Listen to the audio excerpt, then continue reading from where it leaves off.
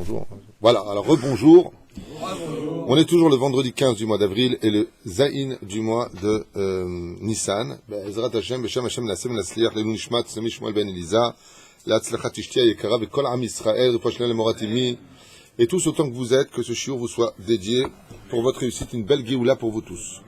Ceux qui veulent se marier, ceux qui veulent de l'argent, ceux qui veulent divorcer, ceux qui veulent...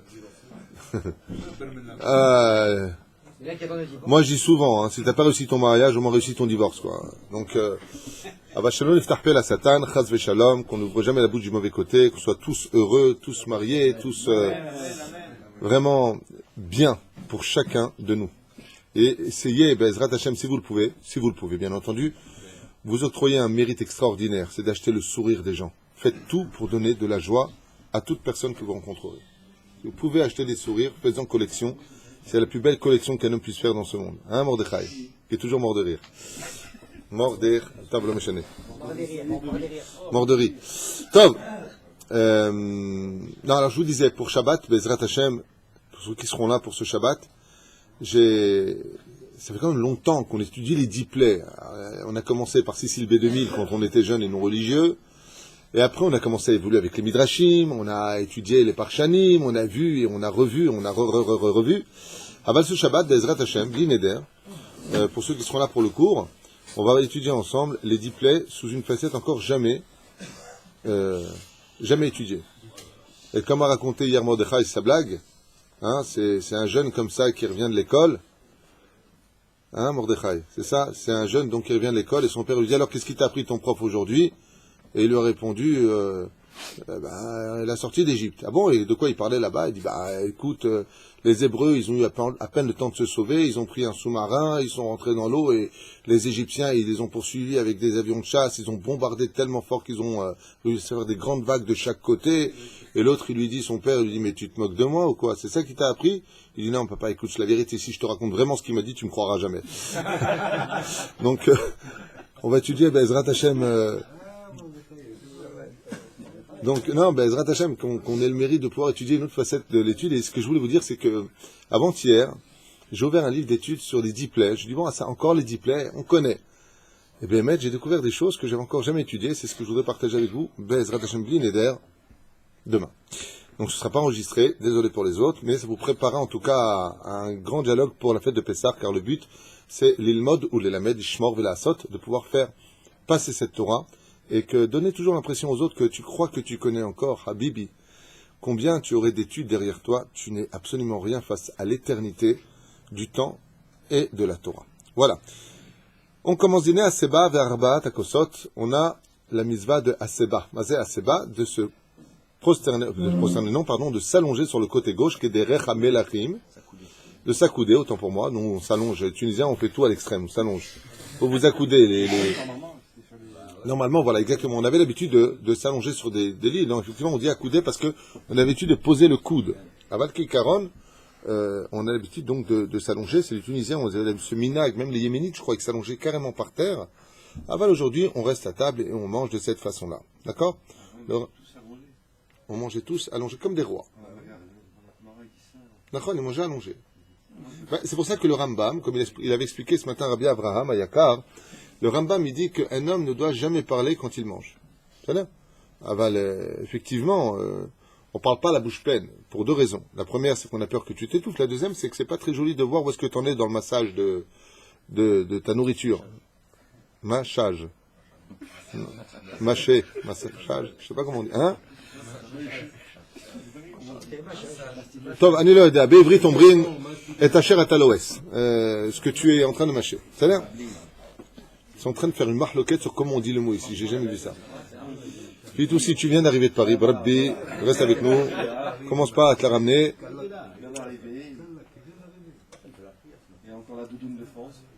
Voilà. Donc, Bisata d'Ishmaïa, si une personne est en train de manger, on veut éviter une choum maous, comme on dit, c'est dégoûtant. On ne parle pas la bouche pleine. Quelqu'un mais qui te parle, et je te disais, tu fais.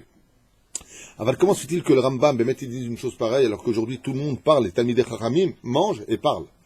Donc on voit que c'est pas bidou d'actualité. Pourquoi? Parce qu'en réalité, le Rambam se fiait à son époque, il y a 1000 ans en arrière, qui disait que même jusqu'à aujourd'hui, les gens ont l'habitude de manger souvent accoudés. C'est comme ça que les choses se mettaient en pratique. Les Chinois et les Japonais, par exemple, plus exactement, ont gardé encore ce minhag de rester à même le sol. Seulement, ils ne sont pas allongés. Ils sont assis, mais ils restent à même le sol, avec un petit coussin dessous. Tarbut bifnei atzma shamra ala masoret shela. Chaque culture a gardé sa tradition. Zman arichat hashulchan elei seder. Donc, je rappelle que pour les hommes, il y a une obligation, surtout pour le monde sfarad, de s'accouder sur le côté gauche. Même quelqu'un qui écrirait de la main gauche, donc on aurait pu penser qu'il se met du côté droit. Zélo kachour. Pourquoi zélo kachour? Il n'y a pas de rapport. Parce qu'on parle ici du canet de la véchette. Le but, c'est que ici, que tu sois droitier ou gaucher, les choses restent à leur place. Donc, de peur que tu ne t'en étouffes, ras veshalom, la reine, il devrait se mettre du côté gauche et surtout pas du côté droit. Ou du côté droit, il mettrait sa vie en danger en avalant, tout simplement parce que ça risquerait de dévier sur le côté et aller dans les poumons au lieu de se récupérer dans l'estomac. Yaroch Adam et Shulchan Lela Seder mi be'od yom kedei sheyochal miyad shetershach velav davka miyad ela shelo ishta'eh. Très important de savoir qu'on se doit de mettre la table de Pessah avant même que ne tombe la nuit, en l'honneur du Seder de Pessah. Combien, vous les hommes, vous devriez vous battre pour prendre ce mérite de préparer le Seder de Pessah, de préparer la table du Seder de Pessah. Il y a des gens qui ont un côté un peu macho, qui ne comprennent pas que tout ce qui touche à l'honneur d'une fête et de la Torah, hormis le fait qu'un homme se doit aussi d'aider son épouse, bien entendu, il a lieu de faire attention de ne pas tout donner à sa femme comme mitzvot. Elle met la nappe, mets-la avec elle. Bien entendu, si bien elle n'est pas nida, si elle est nida, tu ne peux pas prendre la nappe avec quelqu'un.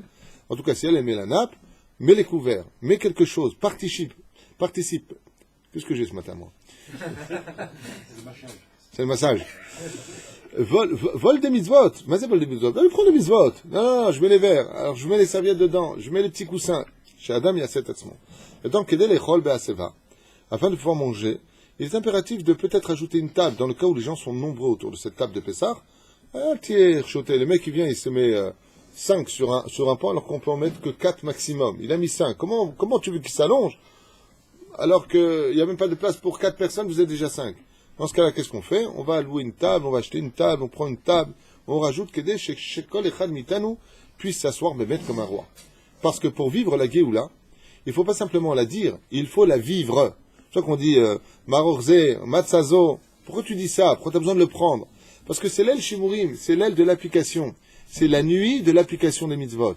Il ne suffit pas simplement d'en parler quand la marbel et saper vitziat mitzrayim arezem shubar, mais il faut vivre ce que tu vas dire. J'ai raconté l'an dernier et l'année d'avant, je ne sais même pas quand, que le soir du Seder de Pessah, il est impératif de bouger avec les enfants, d'agir avec les enfants. Pourquoi on les fait sortir de table? On ne fait jamais sortir un enfant de table pour qu'il aille chercher la ficomane. Il y a lieu de déplacer les choses pendant le Seder, pour que les enfants posent des questions, pour les laisser éveiller. Mais il y a plus grand que cela, c'est de vivre réellement la Géoula. Vivre la Géoula veut dire agir pour la Géoula et non pas attendre à l'expression de « j'attends la Géoula ». N'attends pas la Géoula, provoque la Géoula. Fais tout ce que tu peux pour que la Géoula arrive. Et la reine, le Seder du soir, donc de Pessah, on va se mettre sur le côté gauche. Maïnaf Kamina, on va s'accouder sur le côté gauche. En quoi c'est important de s'accouder? C'est l'action qui compte. Il est impératif que les Juifs réagissent dans ce domaine. Que le but essentiel de la création de la terre et de l'univers, c'est d'avoir créé le monde de la Asiya. Et le monde de la Asiya, c'est le monde de l'action. Tu n'es pas venu pour être un bon juif du cœur ou un bon juif du cerveau. Je connais la Torah, Dieu est dans mon cœur. C'est pas du tout le but de la création. Pour ça, il y a les anges. Les anges connaissent Dieu, savent Dieu, et les anges connaissent la Torah dans leur cœur, même l'ange de la mort. Alors quelle différence c'est entre nous et eux? Eux la savent, nous on la vit. Donc il faut vivre sa Torah le soir du Seder de Pessah. Il faut la vivre tous les jours, mais particulièrement ce soir-là pour vivre la Géoula. Bitul Torah letzorech asiyat leil Seder. Est-ce qu'on aurait le droit d'annuler l'étude de la Torah pour préparer le Seder de Pessah? Vous savez que des fois quand on est très nombreux, alors il est préférable de peser avant l'entrée de la fête et de le mettre dans des sachets, afin que chaque personne reçoive exactement la bonne mesure, et non pas moins de la mesure, par exemple du maror, par exemple, des salades que tu vas préparer, que ce soit des endives ou de la salade verte pour le maror, eh bien que tu aies la bonne mesure. Comme par exemple le céleri, il est impératif que l'on va tromper, qu'on appelle le karpas, voilà, d'avoir moins de kazaït. Mazé moins de kazaït et de mahloket. Est-ce qu'on parle de 18 grammes? Est-ce qu'on parle de 27 grammes? Est-ce qu'on parle de 30 grammes? Dans ce cas-là, pour être certain de ne pas sortir de la vera, prends moins de 18 grammes selon Rambam. Même si tu prends moins de 27 grammes, tu es sorti de la misa 26 grammes. Vous avez Seder Gamour, le Rambam il dit 18 grammes. Donc il faudra faire attention à cette notion de prendre moins de kazaït, de peur que tu sois obligé de faire une bracha harona, qui deviendrait un safek dans l'histoire. Donc il y a une façon de s'en sortir dans le cas où une personne ne savait pas et qu'elle a mangé plus que kazaït de karpas, qu'elle dise à ce moment-là, boren et fachot, qu'elle sorte de la maison, qu'elle re-rentre pour la suite de Al-Nitilat Yadayim, ve'al achilat matzah, motzilech min haaretz kimuvan, vechen al zeh haderech. Tov bitul Torah, est-ce qu'on a le droit? Gam alamed Torah, yesh lo leafsik milimudo ve'yelech lekayem et mitzvat. Et bien, vadaï, qui doit arrêter d'étudier la Torah, même si c'est un temps d'étude pour lui, car comme je viens de vous le dire, l'éducation de la première fête juive vient nous dire, arrête de étudier simplement ta Torah, va la vivre. Donc si maintenant tu vas la vivre, ça s'appelle, il y a un pitgam, il y a un très beau proverbe hébraïque qui dit bitulo zeu kiyumo. Ça répond parfaitement à ce qu'on est en train de dire. Bitulo, c'est-à-dire des fois d'annuler l'étude de la Torah, le Bet Midrash, c'est pour aller enfin le vivre. La 17e Mishnah du premier chapitre de Masechet Navot nous dit, au nom de Rabban Shimon ben Gamiel, lo midrash ha'ikar, et là amaase. Ce n'est pas le midrash qui importe, c'est pas l'étude qui importe dans ce monde, c'est l'action de ton étude qui importe. C'est-à-dire, le mec, il parle toute la journée qu'il faut faire du chesed dans l'étude, et quand on nous demande un copec, il dit non. À quoi ça sert tout ce que tu as étudié? Shena taktani beref pesach, kede shiyu erim belel afseder, tov shishnu aktani beref pesach beyom, bichdei shiyuchlu leashaer erim, bechol el aseder. Impératif, on en a souvent parlé aussi, mais c'est le seder du Rav Binyamin Chouta dans son Kitzur Shulchan Aruch, de faire dormir absolument les enfants, et la journée qui précède, donc aujourd'hui ça tombera ce Shabbat pour cette fête, le vendredi qu'ils aillent un peu dormir, ne serait-ce qu'une heure, afin de rester éveillés. Car en général, étant donné qu'on revient de la synagogue, et j'en profite pour vous le redire une fois de plus, pour cette année, la prière d'Arvit est un peu longue, donc on dira, ça tombe Shabbat à plus forte raison, donc on dira le Hallel en entier, les hommes comme les femmes doivent dire le Hallel avec la bracha, ce qui fait que même si la femme ne vient pas à la Beth Knesset, et en général, elle n'a pas besoin de venir, et de qui plus est, on a besoin d'aller à la maison pour nous aider à préparer tout cela, doit dire le Hallel de Arvit avec la bénédiction. C'est le cas unique de l'année, où la femme mamash devra dire le Hallel mamash kacha balayla, même si on le dira encore après le Seder, elle devra dire, pourquoi? Parce qu'elle est sortie d'Égypte, et elle-même se doit de remercier Hachem, l'igmor et Hallel. Donc les femmes, comme les hommes, nous le dira à la synagogue. En ce qui concerne le kiddush, Ma'in Sheva, il n'y a pas de démon, donc on ne le dira pas, même si selon la Shita du Hari, on doit le dire, mais nous on ne dira pas dans la synagogue, selon le Shulchan Aruch, l'omrimoto, on ne le dit pas, mais par contre on dira, Vayechulu Hashem Va'aretz. Ensuite on dira le Hallel Shalem, on va le chanter, on va le kiffer, on va bli'inara belchut alik, hazak ou baruch. Le problème qu'il y a, c'est quand les gens sortent. Alors ici, grâce à Dieu, on n'a pas ce minag, grâce à Dieu, à part quelques personnes peut-être. Mais dès qu'on sort de la Beth Knesset, goodbye, vite rentrer à la maison. Pourquoi? Parce que tu risquerais de retrouver les enfants affamés et surtout épuisés. La reine donne-leur à manger, un petit peu à manger fin d'après-midi aux enfants, et surtout qu'ils aillent dormir, afin que le soir, ils soient non pas excités, mais qu'ils aient la force de veiller, car le Seder de Pessah dure longtemps. J'insisterai sur une phrase qui j'espère marquera et s'empruntera dans tous vos cœurs. D'être un bon père et d'être une bonne mère, c'est d'être capable d'apporter tous ceux qui sont dépendants de notre table, invités comme nos propres enfants, du début à la fin. À quoi ça ressemble? Imaginez que vous ayez une montagne à gravir. Vous avez une montagne à gravir, super. Vous êtes plus fort que les autres. Vous avez plus de patience ou vous allez mieux vivre ces événements de gravir cette montagne. Si vous arrivez seul en haut de cette montagne et que vous plantez votre drapeau de victoire, vous avez fait un bid dans votre vie. Le but, c'est d'être capable de monter tous ceux qui sont venus avec nous en haut de cette pyramide, en haut de cette montagne, et que chacun plante son drapeau. Ce qui fait que, quand tu vois la femme qui est vraiment épuisée, qui n'en peut plus, quand tu vois que les enfants, c'est compliqué pour eux, quand tu vois que les invités, tu les entends soupirer plusieurs fois, parce qu'ils n'ont pas l'habitude, n'ont pas à ton niveau. Ne crois pas que tu es venu seul sur terre, et ne crois pas que tu es en train de faire quelque chose de bien. Le but, c'est d'amener tout le monde jusqu'à la fin du Birkat Hamazon, de Nishmat Kol Chai, du Hallel. C'est d'emmener tout le monde à cela. Ce qui fait que c'est à toi de mener, Bezrat Hashem, à bien la Haggadah de Pessah. D'un côté, tu dis, attends, il faut raconter l'histoire de la Haggadah de Pessah. Et le mec, il commence à te raconter, tout le monde commence à dormir à table. et que le monde, bon, ça devient lourd. Une personne se fâche, elle se lève. Masita.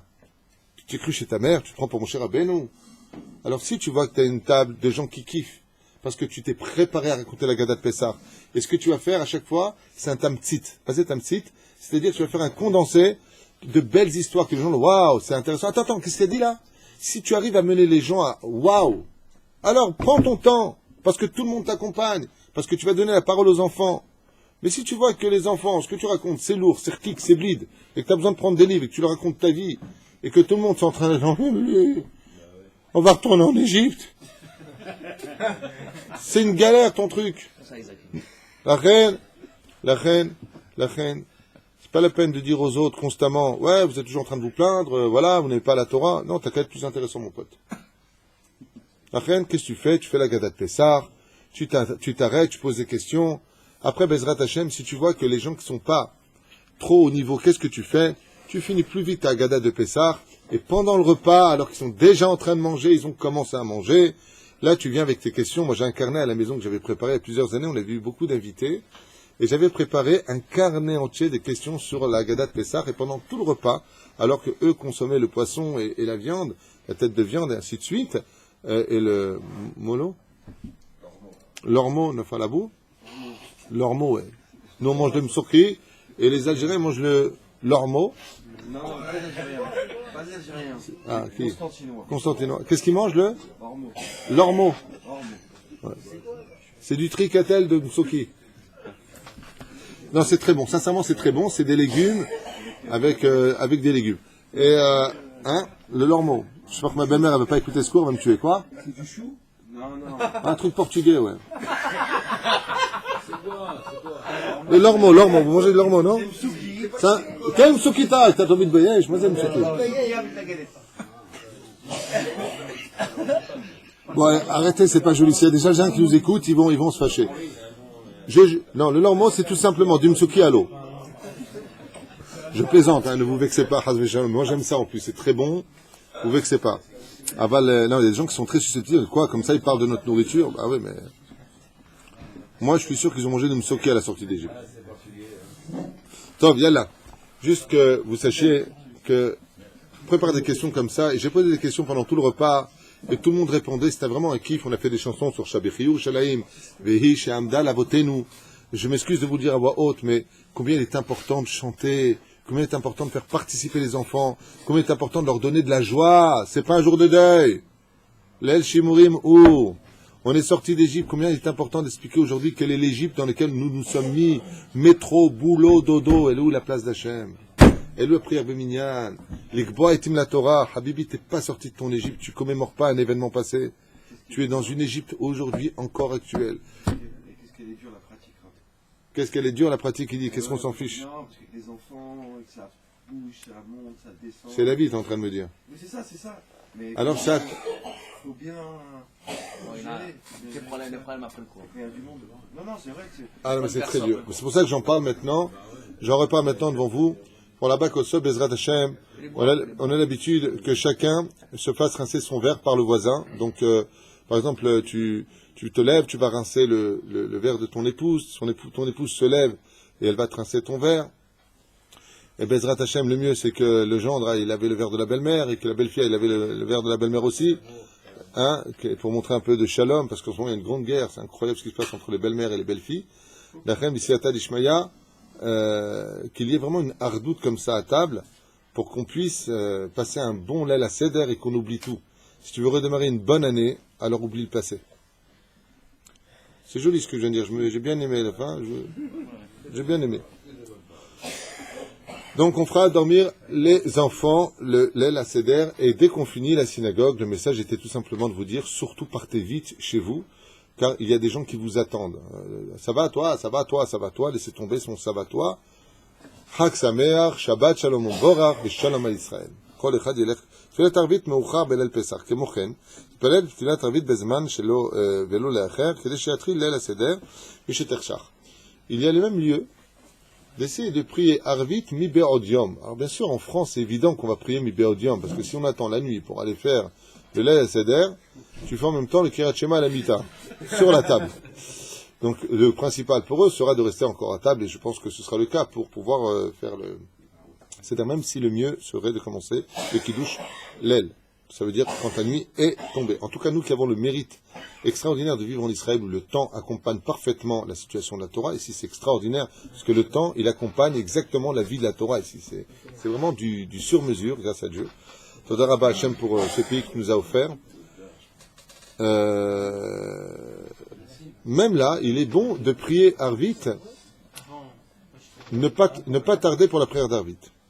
Alors en général, on a l'habitude de faire Shir HaShirim tous les vendredis. C'est un minhag, c'est pas une halakha, puisque selon la tradition juive, la Megillah, il y a 5 Megillot dans le Tanakh. La Megillah de Shir HaShirim se lit d'Afka le soir du Seder de Pessah.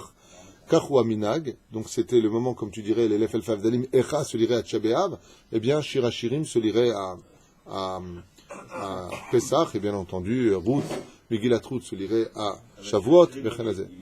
Alors, étant donné que ce soir, le soir du Seder, on va faire Shir HaShirim après le Birkat Hamazon, on commencera directement par nos minagim. Il y a des synagogues qui font pas les Chadodi, les Kratkala, parce que c'est aussi Yom Tov, donc Yom Tov se sentirait humilié. Aval, ce n'est pas le minag des Sparadim, nous on chante les Chadodi, les Kratkala le vendredi soir, bien entendu. Chaque Rav décidera de comment diriger sa communauté, aval, nous, qu'on sache qu'on le fait. Velachar Miken, on va faire Shir HaShirim le soir, donc c'est pas la peine de faire Shir HaShirim à l'entrée du vendredi. Sauf si, bien entendu, les gens sont arrivés beaucoup plus tôt et qu'on a le temps de le faire. Il est préférable de faire 2 fois Shir HaShirim que de parler dans une synagogue Chas Veshalom.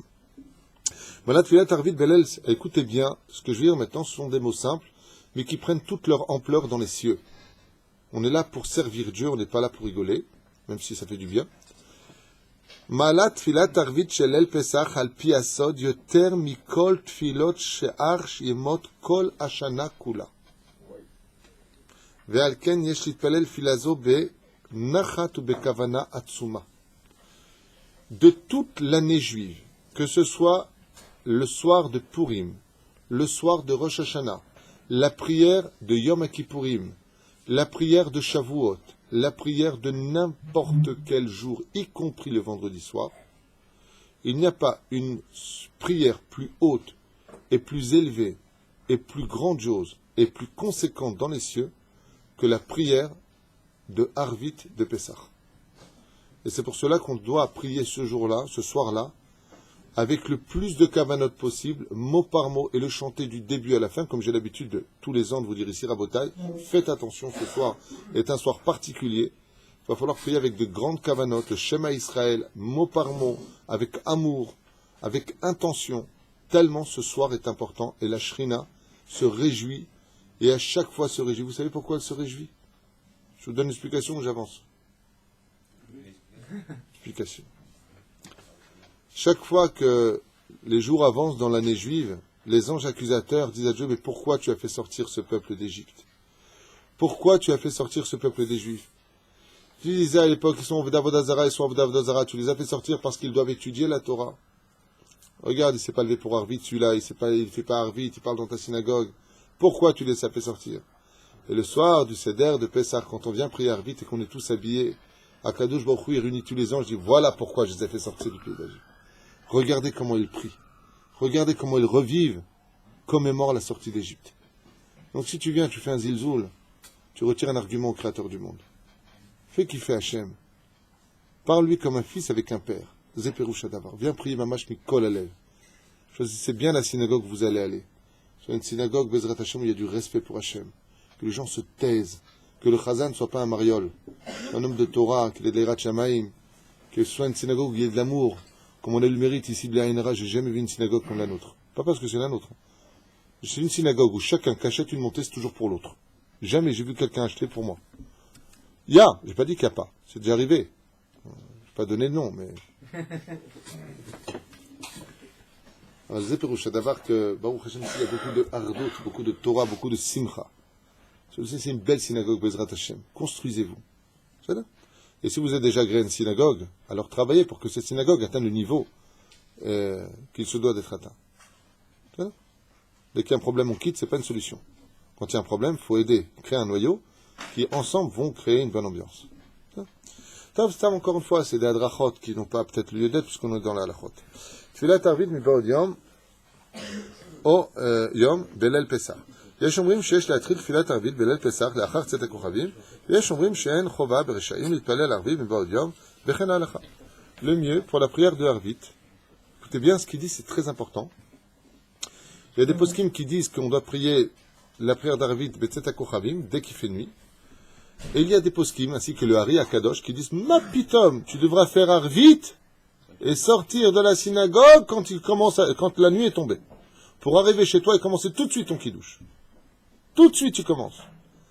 Et il dit la halakha est comme quoi L'itpalel arvit mi be'od yom vechen ha'alacha.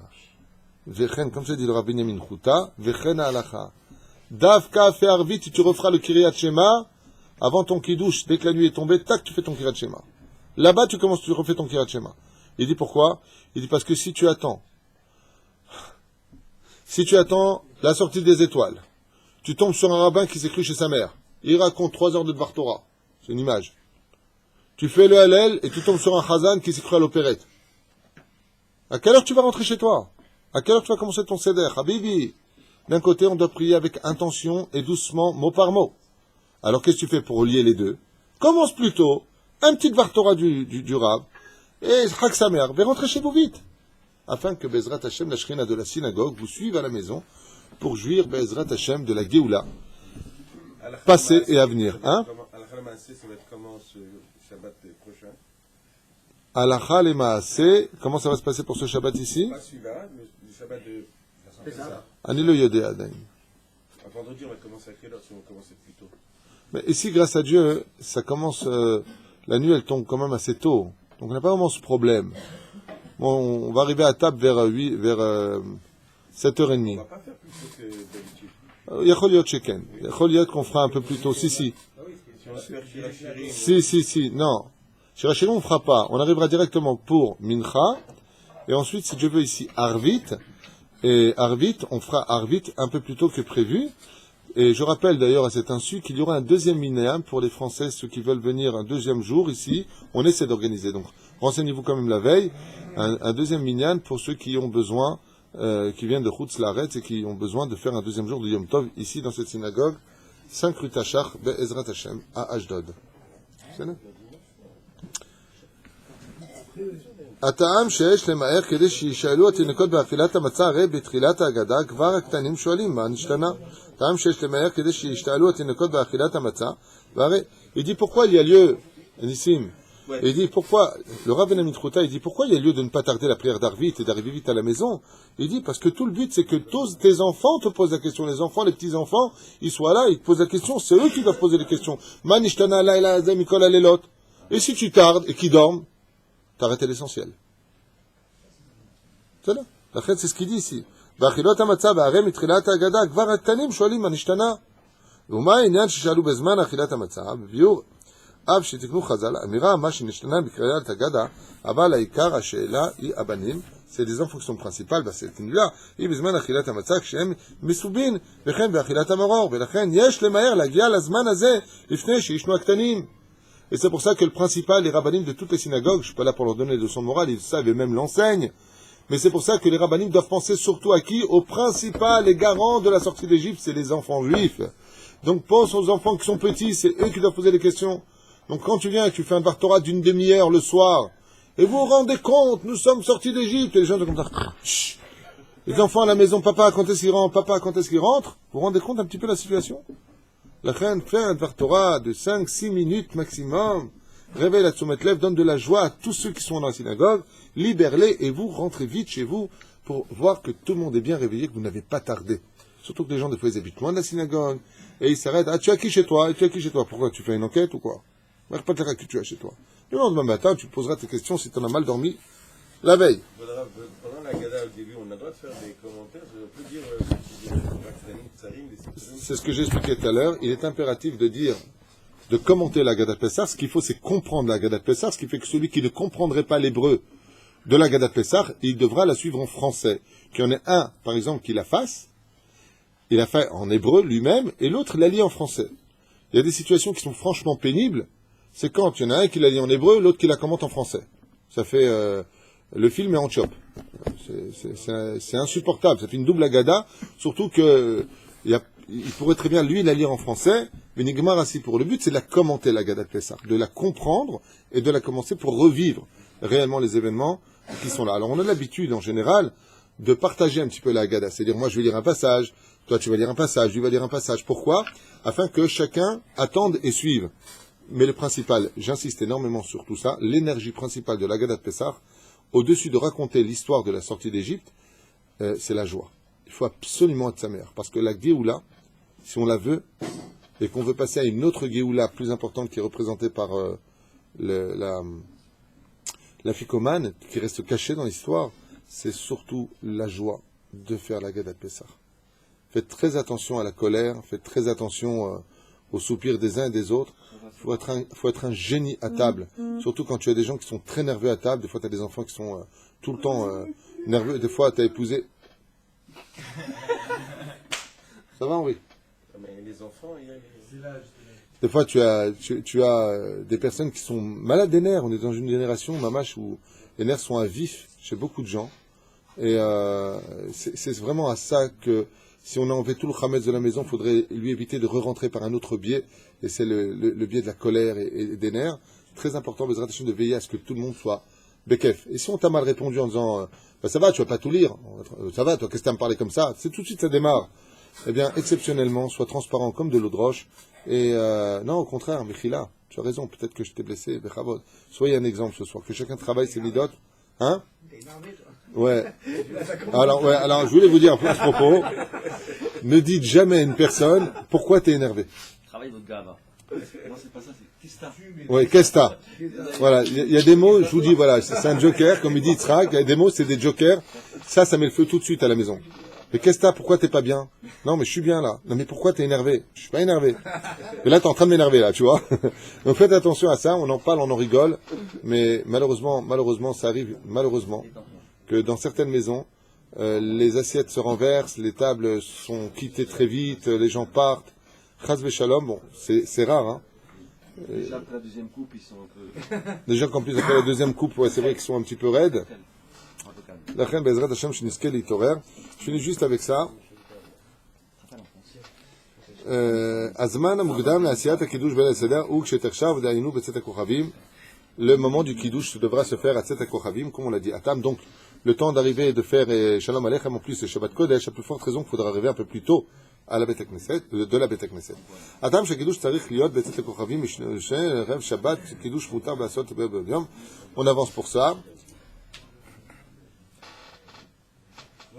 À Kos, quand on le remplit, on prend le 86 grammes, on doit boire 4 fois.